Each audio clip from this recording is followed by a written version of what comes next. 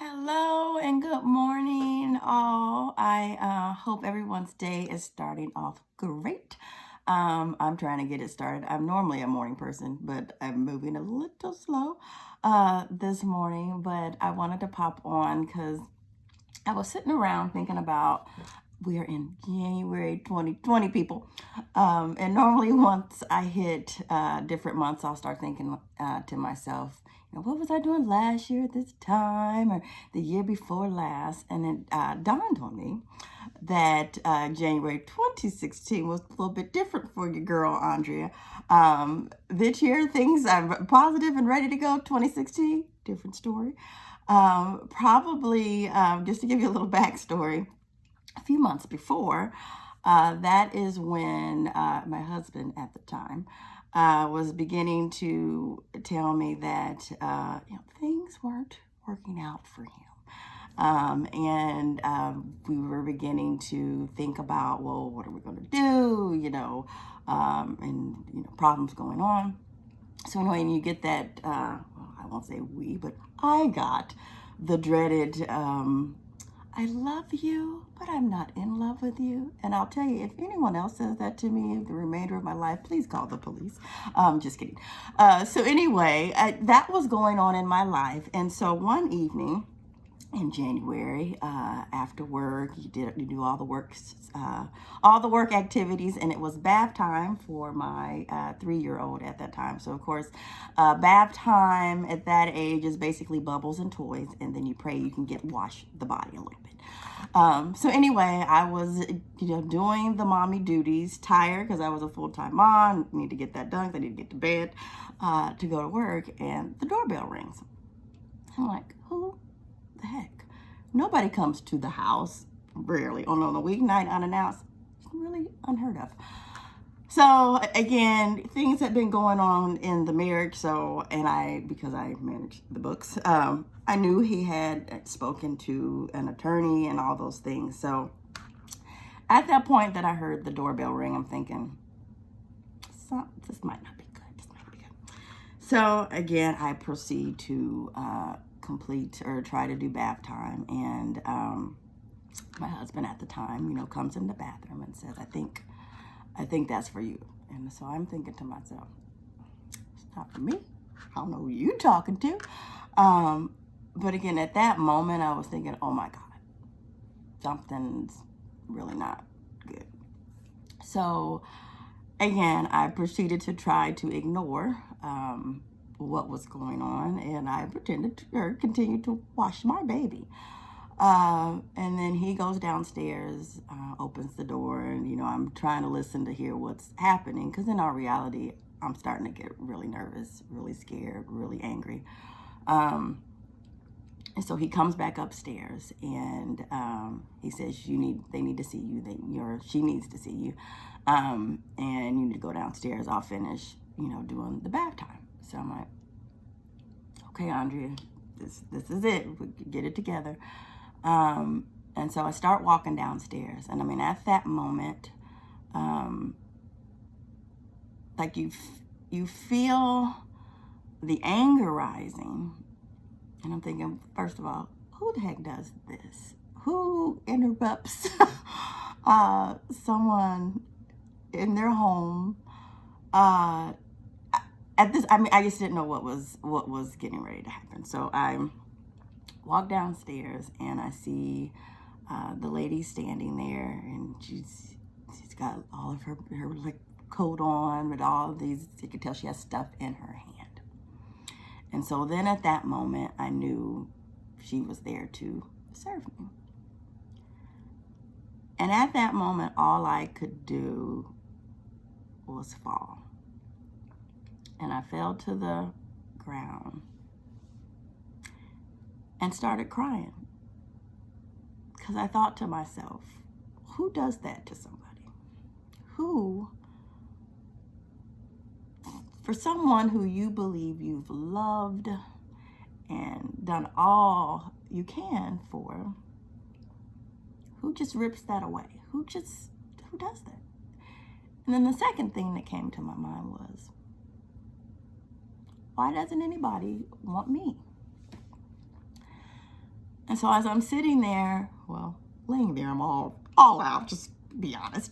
As I'm laying on the floor like I'm crazy, the woman comes up to me because at this point she realized, I was not aware this was probably getting ready to happen. And, she, says, "Are you Andrea Cooks?" Because at this point she has to do a job. I can barely talk. And I'm like, "Yes." It was a hot mess. And she, basically saying, she's serving me with divorce papers, and she's at the same time literally apologizing to me because she can see how distraught I was, how, just taken aback by my pain, by in my mind, the audacity at this point. And then this woman started hugging me and telling me it's going to be okay, and that she's so sorry. And she's like, "And I'm not supposed to do this, but here's my card. You call me." She's like, "Do you have an attorney?" I'm like, "No." And she says, "You call me if you need anything." And in that moment, again, as I'm feeling my whole life fall apart again, and no one wanting me again,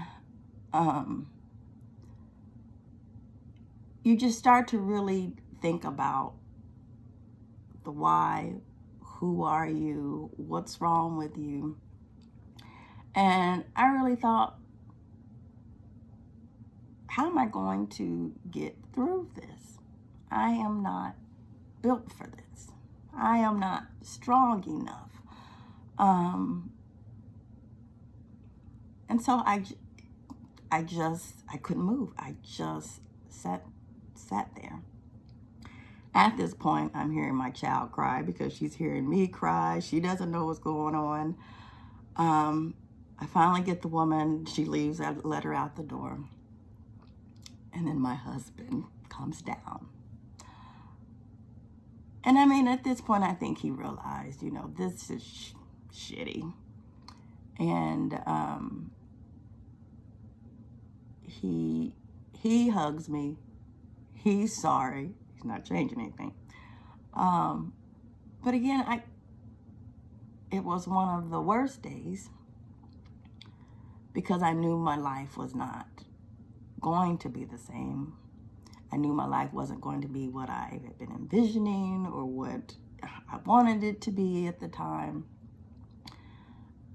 And again, I just didn't think I had the strength to do it, to get through it. But you know what? What I learned as I was thinking about this here in January 2020, and why when I think about it, it makes me sad, but then I can also smile about it, is Jesus. It wasn't the end. I found out that I was strong enough. It took me a long time to figure that out, and it took me days, weeks, months, years to slowly build. But the reason I tell you that story, because in that moment, again, it was just another night, but something changed that night. Someone changed the trajectory of my life. At the moment, I thought it was my husband. Maybe it was the universe. Whatever it was, it changed. I thought that was it for me. I thought that things wouldn't be right. I thought that my life would never be right. I thought that I wasn't going to make it through. And I remember nights praying, can I just get through this day? And I got through that day, and another day, and another day. And I come on to say, and so can you. We may feel weak. We may feel that we can't make it. But I am here to tell you, you are not. You are not weak. I was not weak. You are strong. You are awesome. And no matter what is going on in your life, you will make it through. And when you get on the other side, you will see the value And not necessarily that situation, but the value in you. And I just wanted to share that with you today, that you are stronger than you think you are, and you are worth more than you ever know. So I love you. I hope this story helps you. And if you ever need anything, you just call. I'll talk to you later. Bye.